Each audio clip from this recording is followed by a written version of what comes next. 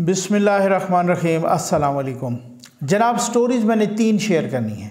Central story یہ ہے کہ پارلیمنٹ نے قرارداد منظور کی ہے اور اس فیصلے کو ریجیکٹ کیا ہے۔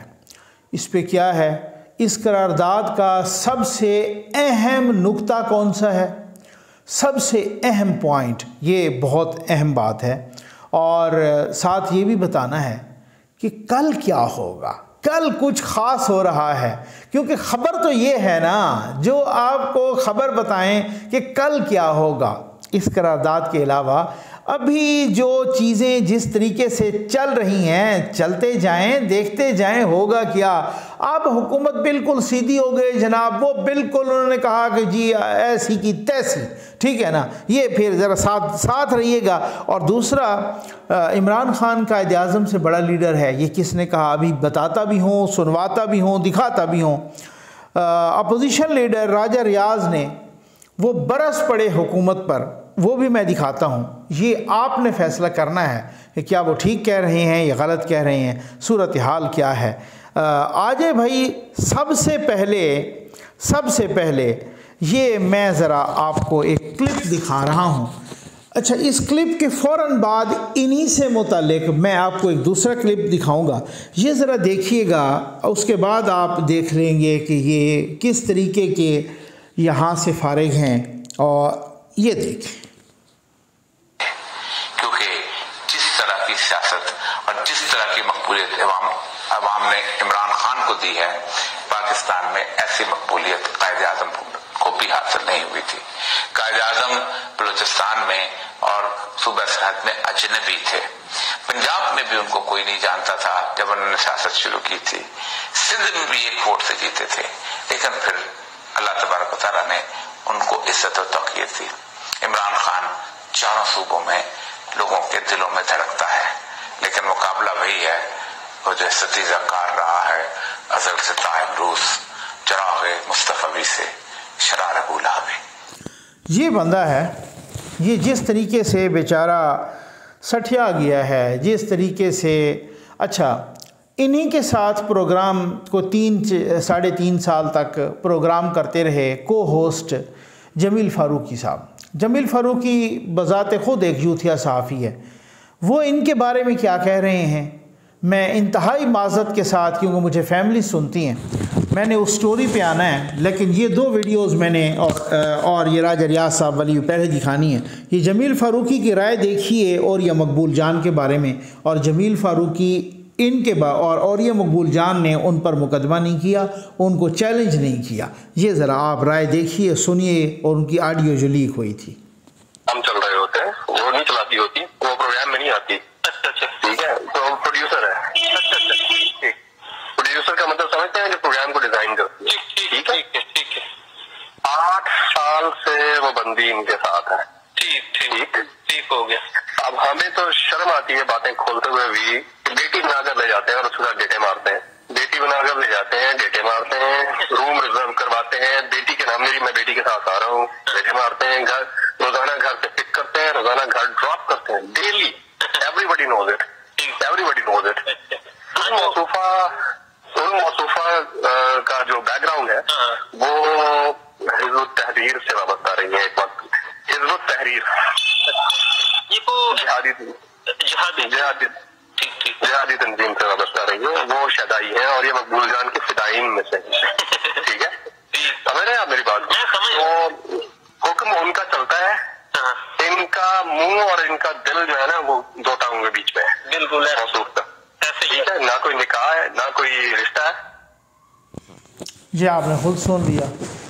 میں اتنا کہوں گا، یہ اوریا مقبول جان یہ احرام میں لپٹا ہوا ابلیس ہے۔ اس کے بعد آگے چلتے ہیں بھائی، میں نے بہت کام کی باتیں آپ کو بتانی ہیں، بہت ہی ایکسکلوسیو باتیں بتانی ہیں، لیکن یہ راجہ ریاض صاحب والی یہ آپ ضرور سنیں اور دیکھیں۔ جن کو ہماری آج ہم نظر نہیں آتے، وہ ہمیں آج پہچانتے نہیں، شاید انہیں میرا نام بھی نہ پتا ہو، لیکن اس وقت یہ کہتے تھے کہ راجہ ریاض جو کام تم کر رہے ہو پاکستان میں سنہری تاریخ لکھی جائے گی۔ آج ہمیں نہیں پہچانتے تو کوئی بات نہیں، اسی طرح ہوتا ہے، جو ہم نے کام کیا اس کی وجہ سے آج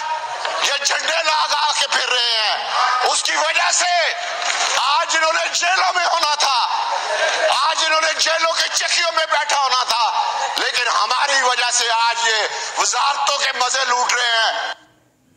ये राजा रियाज साहब ने कहा है। ये मैं राजा रियाज साहब की ये बात बिल्कुल दुरुस्त समझता हूँ। इन लोगों ने आपके साथ कोई इबादत के लिए नहीं इत्तेहाद किया था। भाई हर बंदा अपने मफादात के लिए करता है, सियासत इसी चीज़ का नाम है, ठीक है ना। बाकी इधर उधर की कोई बातें करें तो वो फिर करते रहें, वो ऑन स्क्रीन कुछ और होता है। ज़फ़र नकवी की बात यह है कि मैं ऑन स्क्रीन ऑफ स्क्रीन एक ही होता हूँ, मैं फ़कीर सा बंदा हूँ। उन्होंने कोई जज्बा ईमानी के तहत आपका साथ नहीं दिया था, और ना ही कोई जज्बा ईमानी के तहत आपने इमरान खान की हुकूमत गिराई। आपने भी अपने मफादात की, आपको भी पता चल गया कि जनरल फैज़ को ये बनाने लगा है, फिर 10-15 साल हमारी छुट्टी हो जाएगी, ये बिल्कुल ही हमें तहस नहस करके रख देंगे, तो फिर आप आगे आए, आपने हुकूमत गिराई। इन लोगों ने आपका साथ दिया और इन लोगों को आप भूल गए। इससे पहले मुझे याद है इसी तरह की तकरीर असलम भूतानी साहब ने गालिबन की थी, या अभी चंद माह पहले, और वो भी उस बंदे ने भी इनका साथ दिया। बलूचिस्तान से वो MNA हैं और असलम भूतानी साहब, उन्होंने कहा मैंने मिन्नतें की हैं एक काम, छोटे से काम के लिए। एहसन इकबाल साहब, उन्होंने मेरे खातिर में भी नहीं लाया। फिर वो कहते हैं मैंने प्राइम मिनिस्टर साहब को कहा, उन्होंने भी कहा, उन्होंने फिर भी इग्नोर किया। फिर वो कहते हैं मैंने उनको कहा, आप पारे वालों को, वहाँ से इनको फ़ोन आया, फिर ये सीधे हो गए। ये बात भाई, बात ये है आजकल कुछ लोग बैठते हैं ना निजी महफ़िलों में, तो वो ये, और ये मैं उन लोगों की बात नहीं कर रहा, PTI वालों की, मैं उन लोगों की बात नहीं कर रहा, मैं मालूमात की बुनियाद पे कह रहा हूँ और मेरे पास इसके सबूत हैं। कुछ लोग आपके अपने बैठते हैं ना निजी महफ़िलों में, वो आपके अपने लोग कहते हैं कि भाई वैसे तो इमरान खान जमहूरियत के नाम पर और सिविलियन सुप्रीमेसी और पार्लियामेंट और इन सारे नामों पर एक सियाह धब्बा है, गुनाह है, लेकिन हम ये चाहते हैं कि उसको बिल्कुल ख़त्म नहीं होना चाहिए, अदरवाइज़ ये फ़िरौन बन जाएंगे। ये आपके अपने लोग कह रहे हैं। सुन तो सही जहाँ में है तेरा फसाना किया, कहती है तुझको खल्क़ खुदा गायबाना किया। और भाई ये फ़िरौन बन जाते हैं, ये किसी को नहीं खातिर में लाते। ये इसी तरीके से मेरे पास और भी बहुत बड़े बड़े सबूत हैं, तो कोई ख्याल रखा करें। ये राजा रियाज साहब के एहसानात हैं आप लोगों पर, और बिल्कुल ये राजा रियाज साहब ठीक कह रहे हैं। और लंबी चौड़ी तकरीर थी, उन्होंने ख्वाजा साद रफ़ीक का भी नाम लिया, बाकियों का भी नाम लिया। वो क्या, अब राजा साहब मैं आपको क्या कहूँ, मेरे पास मालूमात हैं। ये अपने लीडर की बेटी को नहीं मानते, आपको क्या मानेंगे या पहचानेंगे, ये उसको नहीं। ये तो एक वो कल्ट सी के तहत और वो सारा कुछ, ये समझते हैं तकरीरें वो करे, मज़े हम लूटें, लेकिन वो कुछ बने नहीं, वो उसी तरह ही रहे। ये तो अपने लीडर की बेटी को नहीं मानते। इनके अंदर को मैं खोल के रखूं तो फिर आपको लग समझ जाएगी, छोड़ दें उसको, आ जाएं। मैंने मेन उस करारदाद पे पहले आना है और फिर बताना है कल क्या होगा। ठीक हो गया ना, ये आपने ये याद रखना है। अच्छा जी, करारदाद हुई, इसमें सबसे अहम नुक्ता वो भी बताऊंगा। मोहसिन लगारी साहब हैं PTI के MNA, उन्होंने इसकी मुखालफत की और ठीक ठाक करके धुआंधार तकरीर भी मुखालफत में की।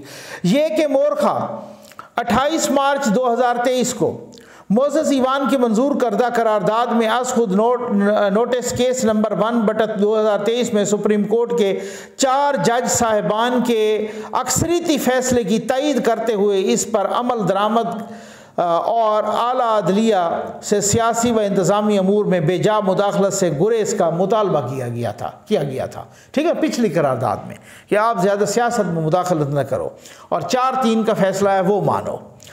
अच्छा, उसके बाद अक्सर हलकों ने भी फुल कोर्ट की तश्कील का मुतालबा किया था, लेकिन उसे मंजूर नहीं किया गया। ना ही एक के सिवा दीगर सियासी जमातों का मुवक्कफ सुना गया। PTI को सुना गया, असद उमर को सुना गया, इनको नहीं सुना गया किसी को भी। ठीक हो गया।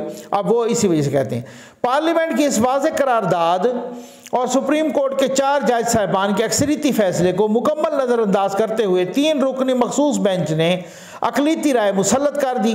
यही जो जस्टिस बंदियाल, जस्टिस इजाज़ुल एहसन और जस्टिस मुनीब अख्तर वाला 3 रुकनी, जो सुप्रीम कोर्ट की अपनी रिवायात, नज़ायर और तरीक़ाकार की भी खिलाफ वर्जी है। अक्सरियत पर अक़लियत को मुसल्लत कर दिया गया है। 3 रुकनी अक़लीती बेंच के फैसले को पार्लिमान मुस्तरद करती है और اور آئین و قانون کے مطابق اکثریتی بینچ کے فیصلے کو نافذ العمل قرار دیتی ہے. یہ ذرا ٹھیک ہو گیا نا. تو پھر اس کے بعد یہ اجلاس آئین پاکستان کے آرٹیکل 184(3) کے تحت دائرہ مقدمات کو فل کورٹ میٹنگ کے فیصلوں تک سماعت کے لیے مقرر نہ کرنے کی عدالت عظمیٰ کے 3 رکنی بینچ کے فیصلے کی تائید کرتا ہے. جسٹس قاضی فائز عیسیٰ اور جسٹس امین الدین خان صاحب نے کہا تھا کہ جب تک وہ معاملات کلیئر نہیں ہوتے، آئین سازی قانون سازی مکمل نہیں ہوتی، تب تک از خود نوٹسز پر ملتوی کیا جائے اور ایک ایگزیکٹو سرکولر کے ذریعے اس پر عمل درآمد روکنے کے اقدام کو گہری تشویش کی نظر سے دیکھتا ہے. یہ ایوان وہ پہلے ایگزیکٹو سرکولر کے ذریعے اس کو ختم کر دیا گیا تھا نا. یہ ایوان اسی عدالتی فیصلے کو اجرت میں ایک اور متنازع بینچ کے روبرو سماعت کے لیے مقرر کرنے اور چند منٹوں میں، یہ جو 6 رکنی بینچ بنا تھا، 5 منٹ میں وہ فیصلہ ہو گیا تھا، اس پر فوری فیصلے پر شدید تحفظات کا اظہار کرتا ہے اور یہ کہ ایسا عمل سپریم کورٹ کی روایات اور نظائر کے صریحاً خلاف ہے، لہذا یہ قابل قبول نہیں ہے. یہ ایوان سیاسی معاملات میں بے جا عدالتی مداخلت پر تشویش کا اظہار کرتا ہے.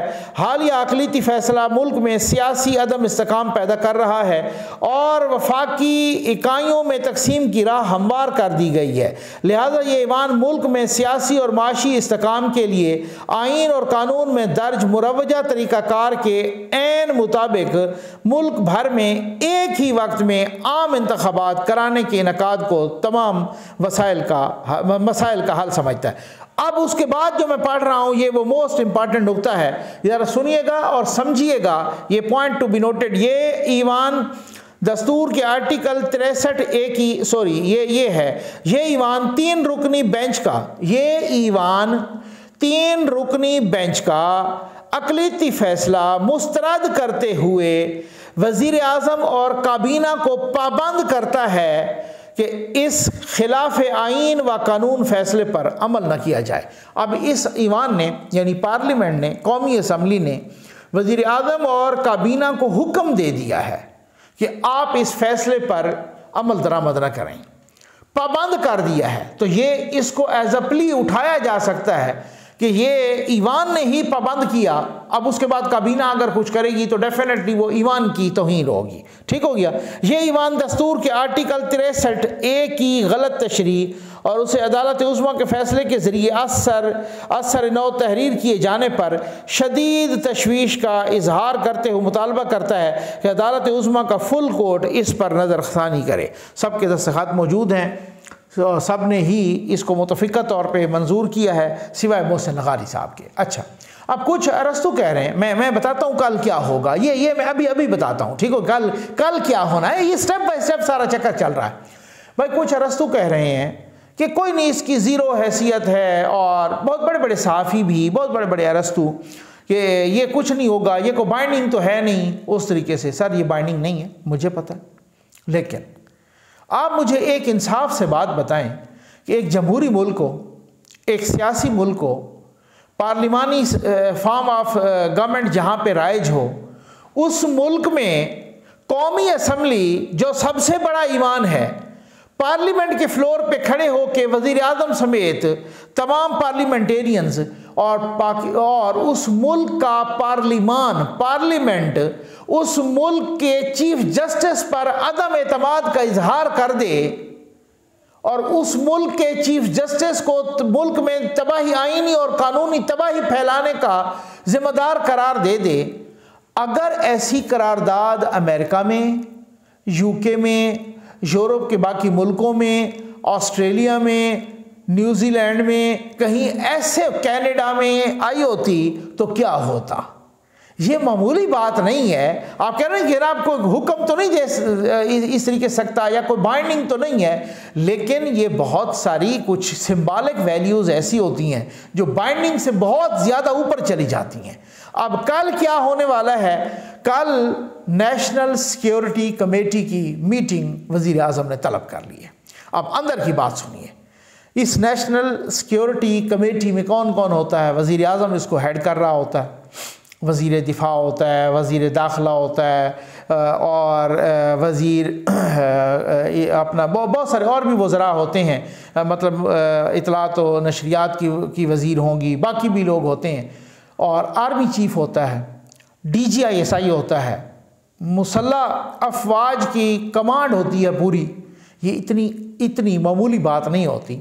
کل جو اجلاس بلایا گیا ہے نیشنل سیکیورٹی کمیٹی کا، اس کا سارا ایجنڈا یہی ہے کہ اس فیصلے کے بعد جو صورتحال اس نے جنم لیا ہے، میرے پاس معلومات ہیں کہ کل نیشنل سیکیورٹی کمیٹی ایک طرح سے متفقہ پیغام دے رہی ہے، اور وہ کہہ رہی ہے کہ ہم حکومت کی پشت پر کھڑے ہیں، ایسی کی تیسی پھیر دو۔ یہ میں ایسے نہیں کہا، اور نہ میں شرلی چھوڑنے والا بندہ ہوں، یہ میں معلومات کی بنیاد پہ کہہ رہا ہوں۔ کل ہو سکتا ہے جو اعلامیہ بھی آئے وہ بھی پتہ چل جائے گا، اور بعض اوقات کچھ چیزوں کے اعلامیہ نہیں بھی آتے۔ اب آپ کو سمجھ لگ گئی ہوگی کہ حکومت کا موڈ لڑنے کا ہے، یہ ہیڈ آن کولیجن ہے۔ دعا میں پھر بھی کروں گا، اللہ تعالیٰ معاف کرے، اللہ تعالیٰ پاکستان پر کرم کرے۔ سب سے بڑی جو کمزور پوزیشن ہے نا بندیال صاحب کی، جسٹس بندیال کی، چیف جسٹس بندیال صاحب کی، وہ یہ ہے کہ ان کا اپنا گھر ان آرڈر نہیں ہے۔ اپنے گھر سے 7-8 ججز ایسے نکل آئے ہیں جنہوں نے ان پر عدم اعتماد کر دیا ہے۔ اپنے ہی گھر سے ججز نے ریٹن فیصلہ دیا ہے کہ یہ 4-3 کا فیصلہ ہے، یہ 3-2 کا فیصلہ نہیں ہے۔ اپنے ہی گھر سے ججز نے کہا کہ یہ تو ون مین شو۔ بھائی ون مین شو کیا ہوتا ہے؟ ڈکٹیٹر کہو، عامر کہو، فرعون کہو۔ آج آپ کسی وزیر خارجہ نے اسمبلی کے فلور پہ کھڑے ہو کے چیف جسٹس کو فرعون کہہ دیا، پھر اس کے بعد کوئی چمٹا رہے تو اس کی اپنی مرضی، یہ ہو تو بہت کچھ گیا ہے۔ میں کہتا ہوں کہ وہ کوئی مطلب میری سرائیکی زبان ہے، وہ کوئی اس طریقے کا کوئی بات ہو رہی ہو نا، یا اس حد تک اس لیمٹ پہ چلا گئی کوئی معاملہ، تو وہ کہتے ہیں عزت ہی چکے تے پھکا نہیں رہ گیا، یعنی اتنی سی بھی رائی برابر بھی عزت نہیں رہ گئی۔ یہ سب سے بڑی بات ہوتی ہے۔ میں سمجھتا ہوں کہ جو کچھ لوگ تو اس کو قانون سے بھی بالاتر سمجھتے ہیں اس چیز کو۔ یہ جو عزت ہوتی ہے نا، یہ اب وہ اجتماعی عزت بھی ہوتی ہے، انفرادی عزت بھی ہوتی ہے۔ بہت سارے ایسے لوگ ہوتے ہیں، اور آج عمران خان صاحب کہ وہ جو کہتے تھے کہ جو کشتی الٹ جاتی تھی وزیر اعظم استعفیٰ دیتا، حالانکہ وہ تو کوئی کشتی میں کشتی کو چلا نہیں رہا تھا، اور وہ تو کوئی کنٹرول نہیں کر رہا تھا، اس نے کیوں اس طرح کی اخلاقیات بتانے والا آج خاموش ہے کہ پارلیمنٹ کی قراردادیں آ رہی ہیں ان 3 رکنی بینچ کے خلاف۔ پارلیمان ملک کا سب سے بڑا ادارہ، پارلیمان جو پارلیمنٹ کی سپریمیسی اور بالادستی جو سب سے زیادہ ہے، وہ پارلیمنٹ عدم اعتماد کر رہا ہے چیف جسٹس پر۔ یہ معمولی بات ہے، اگر کوئی اس کو معمولی بات سمجھتا ہے تو وہ احمقوں کی جنت میں رہتا ہے۔ امید ہے آپ کو ویڈیو پسند آئی ہوگی۔ آپ کا بہت بہت شکریہ۔